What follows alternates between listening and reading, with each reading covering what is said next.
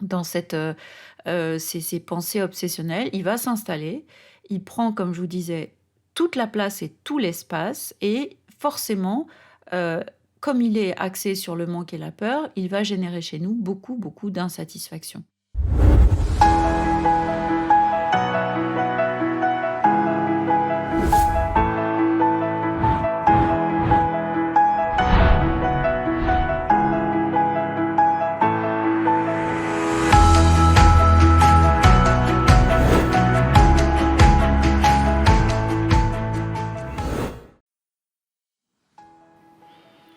Je suis heureuse de vous retrouver aujourd'hui, pour un nouveau, podcast à propos de l'ego. Si vous vous destinez à devenir, hypnothérapeute, moi j'insiste, c'est ma façon de voir les choses, j'insiste toujours là-dessus, c'est vraiment important de connaître les fondamentaux. J'ai partagé, avec vous un podcast récemment sur, les émotions. Ça aussi, ça fait partie du pilier. Alors tout le monde connaît les émotions, mais comment elles fonctionnent et comment on va aussi s'en servir au travers de nos séances, c'est un petit peu le but de ce partage, précédent. Et ce que j'ai envie de partager, avec vous aujourd'hui, c'est ma vision des choses par rapport à l'ego. Qu'est-ce que l'ego? Qui n'a rien à voir avec, l'ego, qu'on entend souvent, un tel a un ego surdimensionné signifiant, il se la raconte un petit peu, il est un peu vaniteux. Mais c'est pas du tout, de cet ego-là que je parle. On va parler, de l'ego, de ce qu'il signifie, de comment on le repère aussi et comment on aide, nos patients quand on connaît bien cette notion à repérer, à faire la différence justement entre, ce qu'ils pensent et ce qu'ils sont vraiment. Je suis Frédéric Lesourd, je suis hypnothérapeute et j'aide les passionnés du développement personnel et de l'hypnose à devenir eux aussi des hypnothérapeutes performants. Alors, l'ego, c'est en fait une partie de nous. C'est une partie de nous dans la mesure où c'est aussi, une partie, de nos pensées et de nos croyances. C'est-à-dire qu'il fait, partie intégrante d'un ancien schéma de croyances. Hem, c'est souvent là, en regardant un petit peu ce qui s'est déjà fait sur l'ego, on constate qu'il y a pas énormément de livres, contrairement à ce qu'on peut trouver, il y en a, une multitude de livres sur, les émotions, sur, beaucoup de thématiques en fait dont on s'occupe avec nos patients. Que ce soit, de la déprime, le mal-être, la confiance en soi, l'estime de soi, mais l'ego, c'est assez rare et je regardais un petit peu avant de vous faire ce podcast, par exemple, s'il y avait quelque chose, sur l'ego. J'ai trouvé, l'audiolivre, qui s'appelle, «L'ennemi, c'est l'ego». Alors d'abord, c'est là-dessus que je vais m'arrêter. Donc l'ego, encore une fois, c'est une partie de nous et vouloir imaginer qu'on puisse, la tuer, l'exterminer, s'en débarrasser, c'est pas franchement imaginable. C'est pas imaginable à mon sens, de se dire qu'on va se débarrasser d'une partie de nous. Il me semble plus viable d'essayer de la repérer, de se dire: «OK, je comprends maintenant, je conscientise, j'ai une prise de conscience de ce qu'est effectivement l'ego. Je je vois mieux, je perçois mieux ce que peut être mon ego» et la question 2 qui viendra donc, dans un second temps dans ce podcast, c'est qu'est-ce qu'on peut faire, nous, à notre échelle, pour justement apprendre à reconnaître la voix de l'ego et non pas à l'exterminer, mais à, alors la dompter me paraît également un petit peu fort, mais en tout cas à avoir un espèce de pacte avec cette voix, avec cet ego qui de toute façon mettra aussi des résistances à partir du moment où il est reconnu. Au moment où on va le démasquer, le débusquer, il va nous permettre à nous justement de redevenir acteurs de notre vie. Et c'est pas sûr qu'il apprécie beaucoup, donc on a tout intérêt à négocier, voilà, c'est le terme que je cherchais plutôt, à négocier avec lui. Il faut savoir que l'ego, c'est pas une partie de nous qui nous veut du mal. Pourtant, c'est quand même la partie de nous qui va nous dire, «Laisse tomber, t'en es pas capable, t'es fichu» et cetera, hein. Mais, à la base, étonnamment peut-être, c'est une partie de nous qui a une ambition plutôt positive et étonnamment aussi, elle a pour ambition de nous protéger. Donc il faut retenir quand même qu'elle est fondamentalement pas mauvaise, cette partie. Elle se base beaucoup sur le passé et aussi beaucoup sur un mode de survie. Et j'insiste sur le terme survie parce qu'il s'oppose littéralement à la vie, c'est-à-dire au présent, à ce qu'on vit là, maintenant. Et l'ego, il a aussi une fâcheuse tendance, c'est celle d'aller se baser sur le manque, la peur. Il prend souvent le contrôle, et quand il commence à prendre le contrôle, il devient le chef au quotidien, c'est lui qui décide. Donc c'est finalement, il s'oppose pour moi à l'élan de vie, il s'oppose à la spontanéité, il s'oppose à l'élan du cœur, et il va nous mettre sur notre route des phrases comme c'est pas assez, c'est pas possible, c'est trop dangereux, etc., etc. Donc après, ça peut donner forcément des préoccupations, des pensées en boucle, ça devient obsessionnel, et comme je vous disais tout à l'heure, cette impression de manque, alors j'ai pas assez d'amour, j'ai pas assez d'argent, j'ai pas assez de temps, rien n'est assez, et l'ego a donc cette fâcheuse tendance à nous montrer le verre à moitié vide plutôt que le verre à moitié plein, c'est-à-dire au lieu de dire qu'est-ce que j'ai déjà, quoique, mais c'est qu'est-ce que je suis aussi. Qu'est-ce que je suis? Je suis cette personne étonnamment incroyable, on y viendra dans la seconde partie, parce que nous sommes tous en fait des êtres aussi, j'ose dire de lumière, avec des ressources et un vivier très intéressant à exploiter. Mais dans ces moments-là, dans les moments où l'ego parle trop fort, il est plus possible de faire le discernement. Et si on écoute cet ego, si on est trop dedans, dans ces voies-là qui tournent en boucle, dans ces pensées obsessionnelles, il va s'installer, il prend, comme je vous disais, toute la place et tout l'espace, et forcément, comme il est axé sur le manque et la peur, il va générer chez nous beaucoup, beaucoup d'insatisfaction. Et par exemple, il y a quelque chose que l'on fait beaucoup pour se sentir bien le soir. On dit que c'est pas mal de tenir un petit cahier de gratitude, c'est un exemple, mais l'ego vous empêche de reconnaître justement ce qui est beau dans la vie. Donc quand on reconnaît rien de beau, on a du mal à dire merci. Donc la gratitude, ça marche pas avec l'ego. C'est super important pour moi, par exemple, de vous expliquer ça aussi parce que vous voulez être hypnothérapeute si vous m'écoutez, ou vous l'êtes peut-être déjà et vous débutez là, vous êtes hypno depuis peu. Et par exemple, vous expliquer que quand ça dépend des semaines, et parfois ça marche par saison, par creux. Il se peut qu'on ait, par exemple, je dis n'importe quoi, seulement 4 appels dans la semaine. Alors votre ego peut se mettre en branle très fort et peut commencer à dire que tout ça est bien menaçant, à vous mettre en face de vous l'image du manque, de la peur. Je suis fichu, là je vais vous la faire en gros plan, mais on en est quand même parfois pas très loin. Ma carrière est fichue, je ne percerai plus jamais en tant qu'hypnothérapeute, mon agenda va se vider, dans 2 semaines j'ai plus personne, ce sont des pensées anticipatoires, des films d'horreur, et puis votre ego vous laisse présager une chute incroyablement vertigineuse, pas dans le bon sens. Bientôt vous serez au RSA si c'est pas déjà la soupe populaire. Donc là, c'est un peu caricatural, je le concède, mais c'est ce qu'on retrouve avec la peur du manque. Le manque, la peur, voilà, la peur du manque, et demain, je ne suis plus rien. Si ça continue comme ça, alors que finalement, si on voit ça avec un petit peu de recul, encore une fois, j'en parlerai dans un second temps, on peut se dire que c'est un passage. Mais l'ego, quand il se met en route comme ça, va aussi bloquer l'énergie. Il est extrêmement fatigant, ça fatigue le corps comme ça fatigue l'esprit, ça modifie totalement la perception de la réalité, c'est juste un moment, ça va passer, c'est un moment de creux, il y a forcément des moments où le téléphone sonne moins et c'est totalement normal, mais c'est l'ego qui lui est totalement aux commandes, c'est lui qui gère, et par conséquent, nous on arrive juste à être comme des petites victimes, c'est comme ça qu'on se comporte aussi d'ailleurs, on se sent totalement victimisé par cette voix qui revient, ces pensées obsessionnelles et ces pensées extrêmement négatives.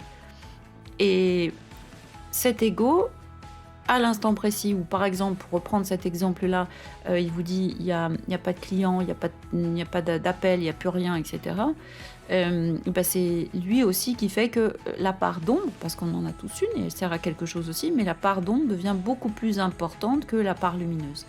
Et la part d'ombre vient à peser beaucoup plus lourd que la part lumineuse qui, elle, est toujours là, bien sûr, elle ne s'est pas enfuie, elle n'est pas partie, mais elle est forcément, comme j'aime dire, un peu poussiéreuse, elle brille beaucoup moins fort. Et par conséquent, c'est beaucoup plus compliqué pour nous de gérer au quotidien avec toutes ces pensées qui passent en boucle, avec, encore une fois, l'idée de manque, de peur, de faim, de catastrophes qui vont arriver.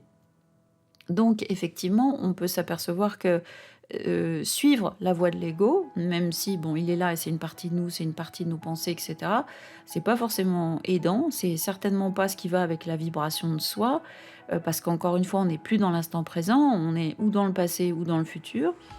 On est vraiment on est juste un peu la proie, on se sent en tout cas comme étant la proie de cet ego qui parle tellement fort. Et c'est pour ça que c'est aussi important de prendre conscience, et je pense que je ne suis pas persuadée en fait que tout le monde, parce que c'est aussi le fruit d'un travail, d'un intérêt personnel aussi que j'ai eu pour cet ego, de la découverte que j'en ai fait à travers un travail mené avec une personne qui justement m'y a éclairé, m'a permis ça, qu'aujourd'hui j'ai davantage de conscientisation, de prise de conscience, et j'ai pu moi aussi travailler là-dessus, parce que bah, ça m'est apparu comme une évidence.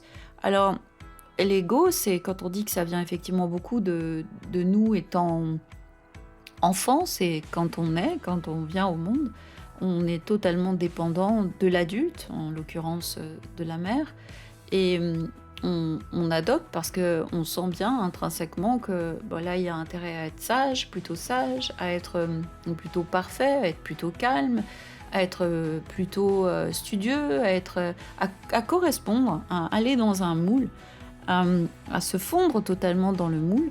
Et c'est justement ce qui pose problème. J'aime bien l'image, cette image une fois qui est un peu métaphorique, que j'ai entendu, et qui est que quand vous venez au monde, vous êtes dans une voiture et vous êtes dans le siège auto. C'est-à-dire vous êtes bien installé dans le siège auto, et vous y êtes parce que il faut vous protéger de tout choc.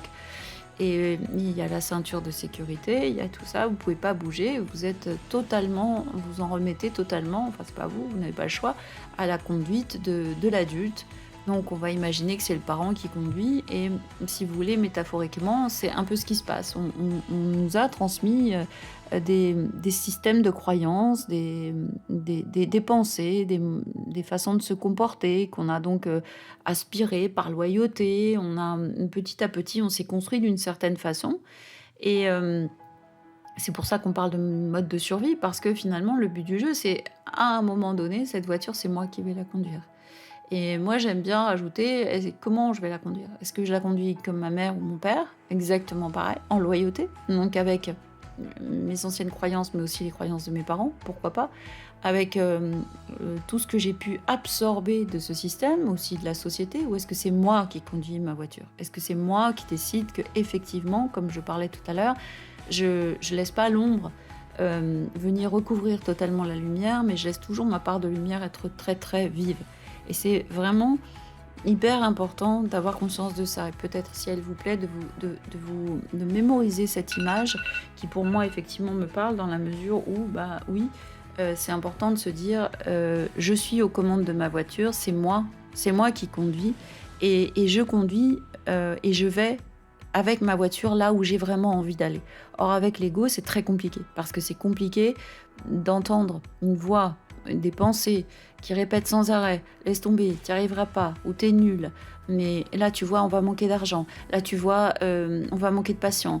Là, tu vois, cette dépression, on n'arrivera jamais à la surmonter. Là, tu vois, on va toujours rester dans ce manque, etc. C'est très compliqué de conduire sa propre voiture parce qu'on ne sait plus où aller, quoi, en fait. On est complètement perdu.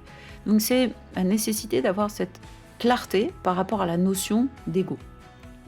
Après, je vais vous donner quelques pistes de, en tout cas, moi, ce que j'ai pu décelé comme intéressant, encore une fois, c'est ce que moi je juge intéressant, c'est aux antipodes de l'ego, il y a la voie de l'amour de soi. C'est-à-dire que si je reprends l'exemple de bon, j'ai que 4 appels cette semaine en tant qu'hypnothérapeute, c'est une catastrophe, je sais pas comment ça va se passer, mon Dieu, etc., etc. Ou alors je me dis, attends, c'est ok en fait. Alors, j'ai peut-être besoin de temps pour moi, pour me poser. Bon, il se passe aussi des choses à l'extérieur. C'est une période de vacances où on n'a même pas besoin de justifier le fait que c'est telle ou telle ou telle période. On a juste besoin de s'axer là maintenant sur le fait qu'il n'y a pas de catastrophe. Et ça s'oppose à l'ego. Et pourquoi on parle de la voie de l'amour? Parce que vous vous reconnaissez comme étant quelqu'un avec cette magnifique part lumineuse et vous avez confiance en vous. Vous savez quelle est votre mission de vie, vous savez ce que vous faites là dans votre cabinet, vous savez que tous les jours vous accueillez des gens et que vous êtes bon, vous faites du mieux que vous pouvez, en tout cas ça c'est une certitude, vous aimez ce que vous faites, donc il n'y a aucune raison que ça flanche, il n'y a aucune raison que ça ne marche pas. Alors il se peut que votre téléphone ne sonne pas, mais c'est pas bien grave.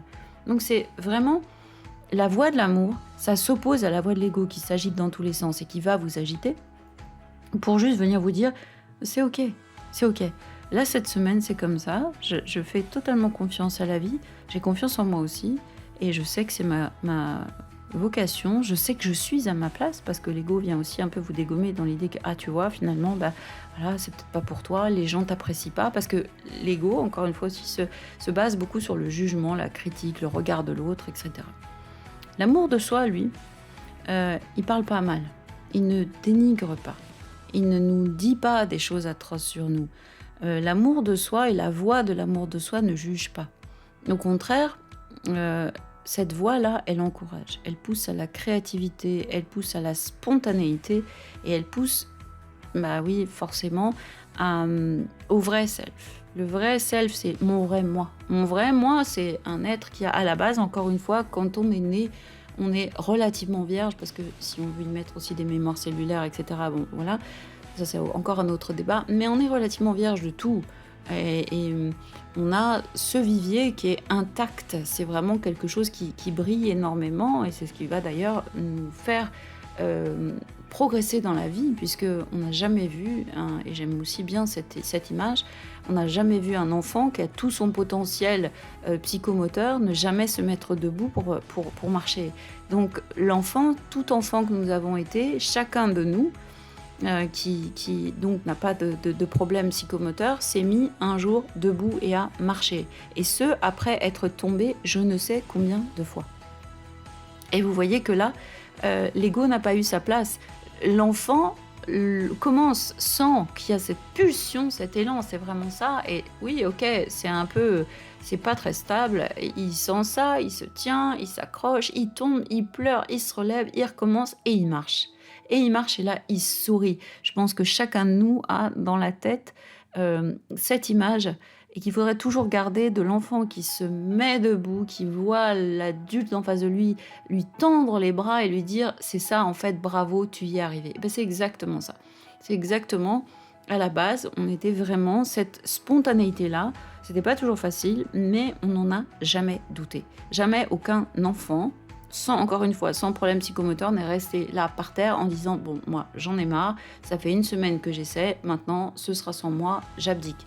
Donc c'est bien la preuve qu'il y a cette force-là, créatrice, cette pulsion, comme j'aime le dire, cet élan de vie qui a mené l'enfant à marcher, à faire ce qu'il avait envie de faire. Bah, ça devrait maintenant nous aider à nous dire que c'est exactement ce qu'on doit faire dans la vie tous les jours.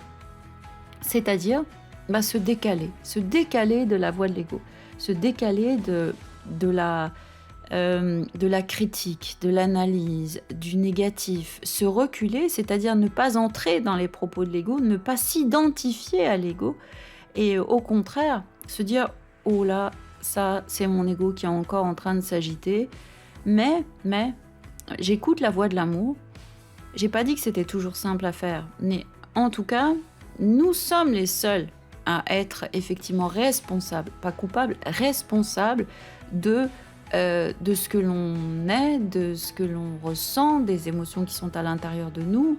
de la voix de l'ego qui parle trop fort, de la part lumineuse qui se réveille, de la part d'ombre, etc.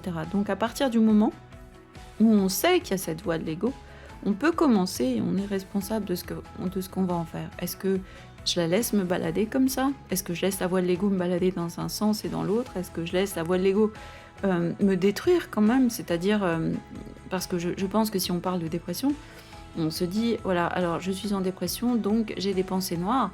Je suis pas bien sûre que ce soit pas plutôt les pensées redondantes, récurrentes, fatigantes, épuisantes et énergivores de l'ego qui dit, regarde, t'es nul, regarde, t'y arrives pas, regarde, t'as perdu ton travail, regarde, tu vas manquer d'argent, regarde, demain t'es dehors, regarde, demain t'es SDF. Je suis pas sûre que ce soit pas ça qui nous fasse vraiment tomber à un moment donné et qui nous laisse vraiment à bout, totalement à bout, après avoir lutté. Mais justement, c'est parce qu'on lutte contre l'ego que ça marche pas forcément, au lieu d'essayer de le reconnaître et de s'en désidentifier, si ça se dit cette chose. Et, euh, et la voie de l'amour, elle va nous apprendre justement à nous dissocier des pensées envoyées par l'ego pour pouvoir parvenir à davantage d'autonomie dans nos pensées, à aussi davantage de liberté. Et ça, c'est vraiment extrêmement important. De se donner à soi de l'amour, de la reconnaissance. Je sais que j'ai des patients, des fois, quand je parle d'amour de soi, on a tendance à mélanger l'amour de soi, mais si je me dis je m'aime, mais c'est vraiment très prétentieux. Non, l'amour de soi, c'est, encore une fois, nous sommes la personne qui va vivre avec nous-mêmes du début jusqu'à la fin. Il vaut mieux qu'on ait un minimum d'amour avec soi, parce qu'on sait bien que vivre avec quelqu'un avec qui la vie se dégrade ou avec qui c'est pas agréable, ben, ça devient aussi désagréable. Il faut bien qu'on considère que pour nous, c'est la même chose. C'est très désagréable de vivre avec soi si on se parle mal. C'est très désagréable de vivre avec soi si on se dit je suis nulle. C'est désagréable de vivre avec soi si on se regarde dans une glace en permanence en disant je suis grosse, ou bien je suis moche, ou que sais-je, ou je suis repoussant. Donc c'est exactement la même chose.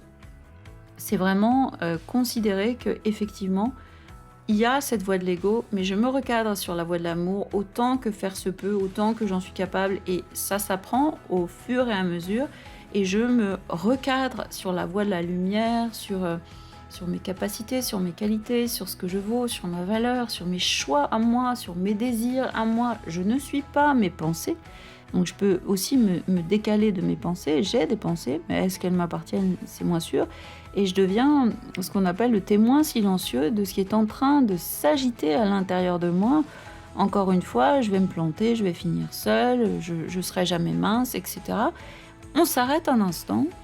Ok, d'accord, je te vois, je t'entends, je sais que tu t'agites, et je sais aussi que tu es aux commandes, et je sais que tu veux me rendre service. Et encore une fois, ça peut paraître un petit peu paradoxal, mais l'ego ne nous veut pas de mal. Il est là vraiment dans un but de protection, sauf que c'est pas ce qu'il fait. Mais à la base, il est là pour assurer notre survie et pour venir nous aider et pour venir nous protéger. Le problème, c'est que, encore une fois, c'est pas comme ça que ça se passe, et c'est pas du tout, c'est pas du tout ce qui se passe à terme. Donc je te vois, je sais que tu es là, je comprends ton intention, mais je reprends mon pouvoir. Je sais aujourd'hui ce qui est bien pour moi, ce qui est bon pour moi, apaise-toi, je m'occupe de tout. Ça peut être par exemple une façon de parler à son ego. Alors j'ai pas dit que ça allait forcément lui le satisfaire, puisque il a besoin qu'on ait besoin de lui, il a besoin qu'on fasse appel à lui, il a besoin de mettre tout en agitation permanente. Mais nous, on peut quand même rester sur cette voie de l'amour. Non, je suis capable, je sais, je veux passer cet examen. Ah, je vais pas l'avoir, mon Dieu, c'est horrible. Je vais me liquéfier totalement devant ce jury. Attends, pose-toi, respire doucement, rappelle-toi quelles sont tes ressources. Rappelle-toi comme tout ce que tu vaux. Rappelle-toi cette belle partie lumineuse qui est en toi. Rappelle-toi tout ce que tu es. Et retrouve alors finalement ce qu'on cherche tous, partout, dans tous les livres pour le coup, et qui s'appelle le lâcher prise. C'est-à-dire, je m'en remets à la voie de l'amour, je me fiche la paix, j'ai confiance en moi, je lâche prise. Je vous entends déjà dire plus facile à dire qu'à faire, certes, mais sans entraînement, ça peut jamais marcher cette histoire. Je retrouve plus de créativité, je vais retrouver plus de spontanéité, plus de joie, plus d'élan. je retrouve toute la lumière en moi, je retrouve toute cette part justement magique qui est en moi. Et nous sommes tous des personnes incroyables, avec un vivier de ressources incroyable, un potentiel incroyable. Donc je peux faire autrement. J'ai maintenant d'autres possibilités dans ma vie que de suivre forcément cette voie-là qui n'arrête pas de me raconter les mêmes choses, parfois depuis des années et des années. Alors, encore une fois, c'est pas forcément simple et ça demande de l'entraînement parce que l'ego ne va pas lâcher comme ça facilement et il se peut qu'il essaie de se faufiler autrement, mais c'est important de se dire je fais du mieux que je peux, je m'entraîne et je reste focus sur c'est moi qui conduis ma voiture et je vais dans le sens que j'ai décidé d'adopter. J'ai décidé d'aller là-bas. Donc je reste focus sur cet objectif. C'est finalement, quand on écoute la voix de l'amour, redevenir acteur de sa vie, se sentir responsable de ce qu'on vit, se dire je suis le créateur, la créatrice de ma vie, et tout ce qui est autour de moi ne doit pas avoir énormément d'impact sur ce que moi je vais penser. Je reste sur mes objectifs, sur mes ambitions, sur mes choix, sur mes désirs, et je laisse mon ego, ou en tout cas j'essaye de pactiser avec lui pour qu'il se calme de plus en plus. Et bien sûr, je conscientise aussi avec la voix de l'amour de moi-même que je peux aller encore plus haut, que je sais faire, que je suis dans la totale maîtrise et dans le pouvoir, je retrouve ce pouvoir. Donc c'est encore une fois une prise de conscience de ce qu'est l'ego, de ce qu'il souhaite, de ce qu'il veut, que ce n'est pas une part mauvaise de nous, mais que ça demande une prise de recul, une mise en évidence de toute la valeur que j'ai, de la personne que je suis dans son ensemble, et de plus en plus faire basculer la voie, c'est comme une balance qui va à gauche vers la voie de l'ego, de la faire basculer vers la droite, vers la voie de l'amour, pour se rassurer, parce que c'est pas l'extérieur qui nous rassure, on peut trouver du réconfort, on peut trouver de la consolation quelque part, mais c'est nous qui allons trouver en nous tout ça, c'est nous qui allons trouver la voie de la sécurité à l'intérieur. Et l'amour de soi, c'est se parler en étant son meilleur ami, comme on sait l'être pour les autres, comme on sait être doux, attentionné, à l'écoute pour les autres. Et ben c'est s'écouter avec empathie, avec bienveillance, avec beaucoup de douceur, et en sachant j'avance, je garde le plein potentiel de tout ce que je suis. Ce que j'ai n'est pas significatif, c'est surtout qui je suis, ce que je suis, et je le reconnais. Et j'axe aussi mes phrases sur je suis une belle personne, je suis intelligent, je suis créatif, je suis doué, je suis pugnace, je suis volontaire, que sais-je, il y en a plein. C'est aussi une chose quand on demande aux gens quelles sont vos qualités. Il y en a une ou deux qui sortent, et quels sont vos défauts, la liste ne s'arrête jamais. Donc ça, c'est aussi la voix de l'ego, tu vois, t'es trop ça. Mais quand on dit, si on demandait à l'ego, et qu'est-ce que je suis pas sûre qu'il répondrait, ah ben, t'es quand même super gentil, je sais pas. T'es super empathique, et t'es super intelligente, t'es super créative. Je suis pas sûre que ce soit la réponse que vous auriez. Alors, dans la prochaine hypnolettre, vous trouverez une séance que ma patiente a bien voulu que je mette en ligne, et qui est justement, c'était la thématique, on a travaillé sur cet ego et sur, en hypnose, comment faire lâcher l'ego et comment travailler à se parler autrement. Voilà, j'espère que vous avez eu, comme je dis toujours, autant de plaisir à écouter ce podcast que j'ai eu à le partager avec vous, et je vous dis à très bientôt pour un autre podcast, une autre hypnolettre de l'Hypnosez-vous. À très vite.